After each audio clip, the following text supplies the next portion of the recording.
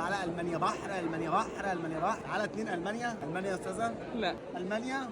عارفاك. الله يخليك. ازيك؟ يوميات الواد بتاع ألمانيا إبيزود نمرة 1000 وفلوج النهارده عن آخر أيام معرض إيديو جيت للجامعات والمنح. مش هرحم امك تصوير. شكلك زي القمر.